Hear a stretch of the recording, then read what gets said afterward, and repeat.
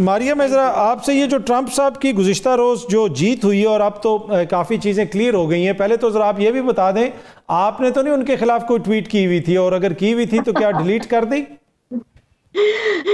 मैं तो परेशान हूँ उन तमाम लोगों के लिए जो लोकल ट्रम्प के खिलाफ तो सियासत करते हैं, लेकिन जब इंटरनेशनल ओरिजिनल जो ट्रम्प है उनके साथ अब अपने ताल्लुकात बढ़ाने के लिए भरपूर कोशिश करेंगे। एक दिलचस्प तजर्बा होगा। देखिए, सियासत में कुछ भी हतमी नहीं होता। जब आपके जो बयानात होते हैं, आपके एलाइज होते हैं, ये तब्दील होते रहते हैं। सो लोकल ट्रम्प, जिसको वो इमरान खान कहा करते थे, उनको उनके खिलाफ सियासत है, लेकिन जो ओरिजिनल ट्रम्प है जो कि अमेरिका में है, उनके साथ मिलके चलेंगे तो दिलचस्प तजर्बा होगा। Let's see how it rolls. अच्छा, इसमें बीइंग ए मीडिया पर्सन, आप मीडिया के रोल को कैसे देखती हैं मारिया? देखिए, ट्रंप ने हेड ऑन मीडिया को लिया, उन्होंने कहा कि ये मीडिया पे ना मैं जाऊंगा, ना मीडिया से बात करूंगा उस तरीके से, और बुनियादी तौर पे ना सिर्फ उन्होंने डेमोक्रेट्स के खिलाफ इलेक्शन लड़ा बल्कि मीडिया के खिलाफ भी इलेक्शन लड़ा, और फिर भी वो जीत गए। मीडिया के रोल के हवाले से जो आप बात कर रहे हैं साहब, ये तो बहुत पहले स्टैब्लिश हो गया ना।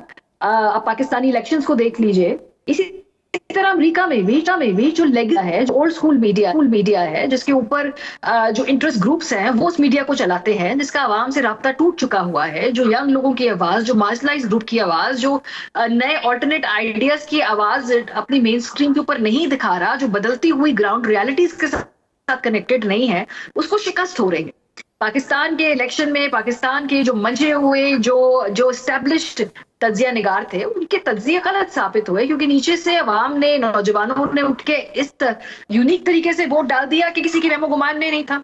और यही कुछ अमेरिका में भी हुआ। देखिए, आप और हम जो हैं, जिन अखबारात पर रिलाई करते हैं, न्यूयॉर्क टाइम्स है, वॉशिंगटन पोस्ट है, जो बड़े बड़े इस तरह के पोलस्टर्स हैं, वो तो हमें बता रहे थे कि बिल्कुल नेक टू नेक है, कमला जीत सकती है, 1 पॉइंट आगे है, इतना क्लोज मुकाबला है। कई जगह कह रहे थे कि बिल्कुल 0.5% का फर्क है। कितने गलत साबित हुए हैं वो सबके सब, क्योंकि फर्क तो बहुत ज्यादा मार्जिनली ज्यादा था। इसका मतलब है कि कहीं ना कहीं जो ये विंड ऑफ चेंज है, इसको अब अच्छा समझे बुरा समझे, मैं इससे कतई नजर की बात कर रही हूँ, इसको रीड नहीं कर पा रहा ना ट्रेडिशनल मीडिया, ना ट्रेडिशनल पोलिंग जो कंडक्ट करते हैं, ना सर्वेस करने वाले, क्योंकि किसी ने भी इतने बड़े मार्जिन से ट्रंप की फतह को प्रिडिक्ट नहीं किया था। इसी तरीके से जैसे पाकिस्तान में 8 फरवरी के पोलिंग पैटर्न को, पोलिंग की तरीकेकार और पोलिंग की इंटेंसिटी को कोई प्रिडिक्ट नहीं कर पाया था। और एक दूसरा फैक्टर जो मैं ममासलत देखती हूँ, वो सोशल मीडिया का किरदार है। ट्रंप ने लेगेसी मीडिया के साथ अपना ताल्लुक नहीं रखा, वो सोशल मीडिया के पास गए। इलन मस्क उनके दोस्त थे, जिन्होंने सिंगल हैंडेडली सोशल मीडिया के अंदर उनकी कैंपेन चलाने में मदद की। वो पॉडकास्टर्स के पास गए, वो जो ऑल्टरनेट में है उसके पास गए, और उसने देखा कि वो जो लाखों करोड़ों अरबों की इन्वेस्टमेंट थी लेगेसी मीडिया में, जो कि कमला के साथ थी, बड़े बड़े सेलिब्रिटीज उनके साथ थे, उनका क्लाउड उनके साथ था, इतनी इन्वेस्टमेंट उनके साथ थी, डोनर्स उनके साथ थे, इसके बावजूद ट्रंप ने वो सब कुछ शिकस्त दी। इसका मतलब अच्छा, है इसमें कहीं ना कहीं मारिया, आपको लगता है कि जो स्टेटस को है सियासत के अंदर, जो रवायती सियासत है, उससे भी लोग तंग हैं? अगर कैमेला की जगह डेमोक्रेट्स की जानिब से भी कोई ऐसा बंदा होता है जिसपे एक इस्टेब्लिश का नुमाइंदा होना या हुकूमत के नुमाइंदा होने का छाप ना होती, तो क्या वो बेहतर परफॉर्म कर सकते थे? बिल्कुल। लेकिन मुझे लगता है कि इधर कहीं ना कहीं गजा में होने वाले जेनोसाइड ने बहुत ज्यादा नुकसान पहुंचाया है डेमोक्रेटिक गवर्नमेंट को, क्योंकि ट्रेडिशनली जो मुस्लिम वोटर होता है, जो अरब वोटर होता है, वो कभी भी डोनाल्ड ट्रंप को वोट ना दे, वो कभी भी उस रिपब्लिकन कैंडिडेट की तरफ लीन नहीं करता है। इस मर्तबा जिस तरीके से गजा के इशू को मिसहैंडल किया डेमोक्रेट्स ने, और जो गुस्सा था हमारा वोटर्स का, जितने भी यूनिवर्सिटीज हैं उनमें स्टूडेंट्स को जो कि गजा के हक में कैंपेन चला रहे थे, पुलिस भेज के डंडे मरवाए गए। तमाम यूनिवर्सिटी टाउन्स के अंदर कमला हार गई। या पाकिस्तानियों ने, अरबों ने, जो पहले अगर इनको वोट देना था, या तो उन्होंने नहीं दिया या गुस्से में जाकर दूसरी तरफ वोट दे दिया।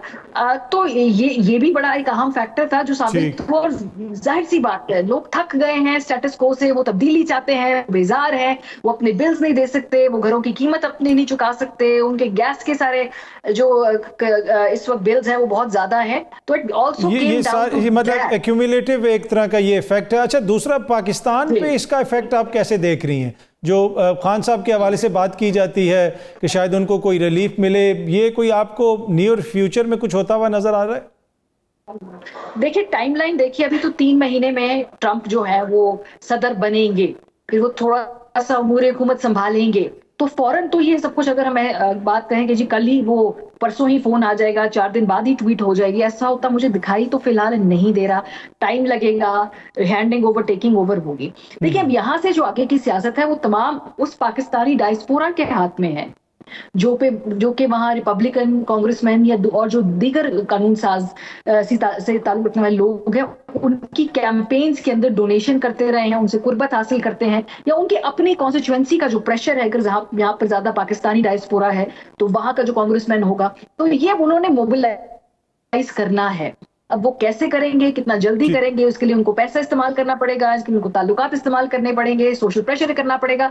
अब आगे की सियासत जो पाकिस्तानी डायस्पोरा या पाकिस्तानी डोनर्स इस कैंपेन के अंदर एक्टिव थे, उनके हाथ में है कि वो ये कितनी जल्दी करवा पाएंगे। लेकिन वो रिलेंटलेस से हमने देखा कि माजी में वो बिल्कुल नहीं सुकून से बैठे हुए, कभी करारदाद आ जाती है, कभी करारदाद आ जाती है, कभी कोई लेटर आ जाता है। लेकिन आप समझती हैं कि ट्रंप के आने से जो हमारी मौजूदा हुकूमत है ये थोड़ी सी अनकंफर्टेबल हुई होगी?